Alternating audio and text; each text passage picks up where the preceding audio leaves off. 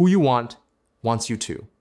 And I know that when you hear this, your first instinct is to question it, because your current reality might not be matching this idea at all. Maybe they are distant, maybe they are inconsistent, maybe they are not showing up the way you expected, and because of that, it feels easier to believe that they don't want you, rather than considering that something deeper is going on. But just stay with this thought for a moment instead of rejecting it, because if you truly understand what it means, it can completely change how you see your situation.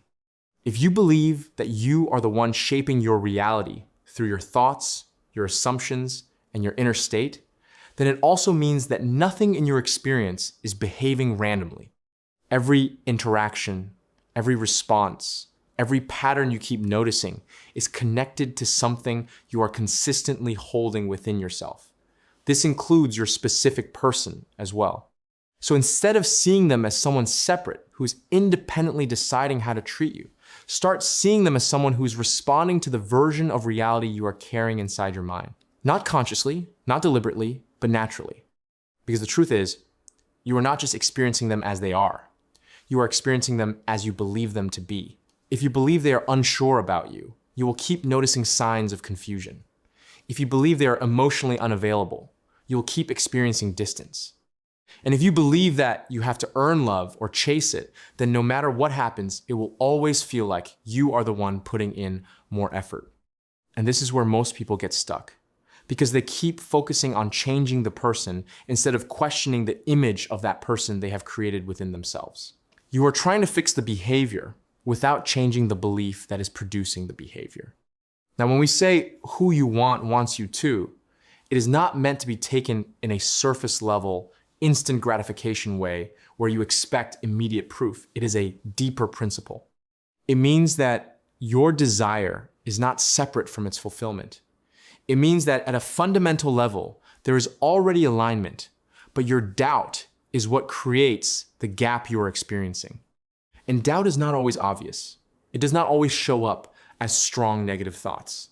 Sometimes it shows up quietly as overthinking, as checking their actions again and again, as needing reassurance, or as that constant question in your mind asking, what if this doesn't work out? That small question carries a lot of weight, because manifestation responds to what you consistently assume to be true, not what you say occasionally when you are trying to feel better. So if most of your inner conversations are filled with uncertainty, even if you are trying to stay positive on the surface, your dominant state is still doubt. And your reality will keep reflecting that back in ways that feel real and convincing. This is why you may feel like things are almost working, but never fully coming together. You get moments where everything feels right, where they show interest, where it feels like it's finally happening, and then suddenly something shifts and you are back to confusion again. And it feels frustrating because you can see the potential, you can feel the connection, but it never stabilizes. What is happening here is not bad luck or timing issues. It is the result of holding two opposing beliefs at the same time. One part of you believes that this can work, and another part of you is expecting it to fall apart. And because both of these are active within you, your reality keeps showing you a mix of both. You experience connection and then distance. You experience closeness and then uncertainty. You experience hope and then doubt. It's not random. It's a reflection of your internal state. Now imagine what happens when that internal conflict starts to disappear.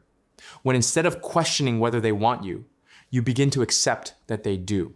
Not in a forced or desperate way, but in a calm and steady way where you no longer feel the need to constantly check for proof. When you shift into that state, something very subtle but very powerful begins to change. Your behavior becomes more relaxed. Your reactions become more stable. You stop reading too much into small things. You stop chasing clarity from the outside. And without even trying, you start showing up differently. You become someone who expects to be chosen instead of someone who is hoping to be chosen. And that shift alone changes the entire dynamic, because the version of them you experience must now align with the version of you that you are being. If you are operating from certainty, they begin to show up with more clarity. If you are operating from self-worth, they begin to reflect more respect and consistency. And this is not because you are controlling them, but because your reality is reorganizing itself around your dominant state. Now, here's something that most people don't realize. Many times, it is not that your desire is not coming towards you. It is that you are not fully allowing yourself to receive it. You might be visualizing, affirming, trying to stay positive, but at the same time, there is still a part of you that is holding on to fear, a part of you that is expecting disappointment, a part of you that is still connected to past experiences and using them as a reference for what might happen again. And that part, even if it is quiet, creates resistance. It's like you are moving forward, but still holding on to something that is pulling you back at the same time.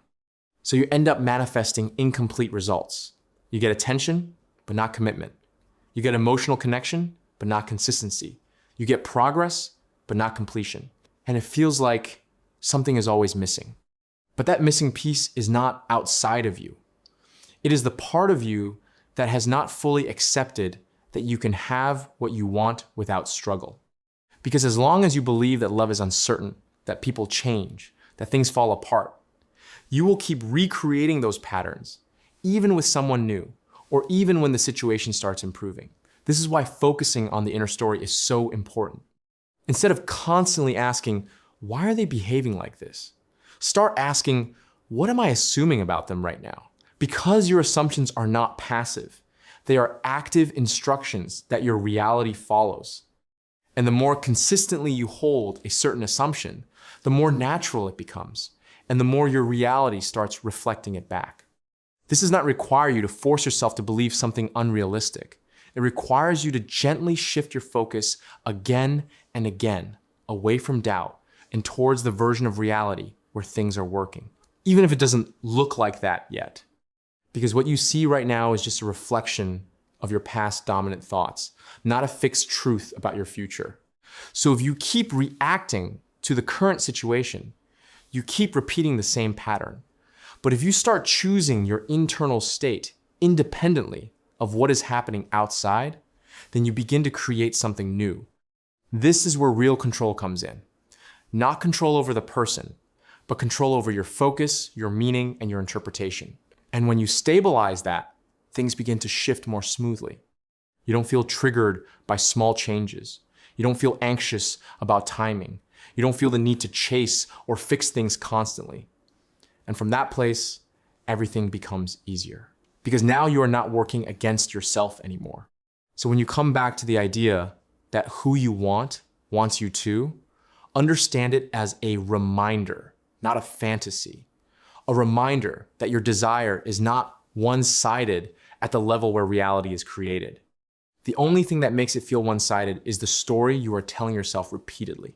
Change the story, and the experience has to change. And this is not something that happens overnight, but it also does not take forever. It depends on how consistently you are willing to return to the version of reality you actually want to live in. Every time your mind drifts into doubt, you bring it back. Every time you feel triggered, you remind yourself of what is true instead of what is temporary. Every time you feel like reacting, you pause and choose alignment instead. And slowly, that becomes your default. It starts feeling normal to be chosen. It starts feeling natural to be prioritized. It starts feeling obvious that things are working in your favor. And once it feels normal, your reality reflects it without resistance. So instead of looking outside for constant validation, start building that inner certainty in a quiet and steady way. Because the moment you truly stop questioning whether they want you, you will stop seeing reasons that suggest they don't. And that is the moment everything begins to fall into place. I hope this helped you. I will meet you with another golden nugget soon. Happy manifesting.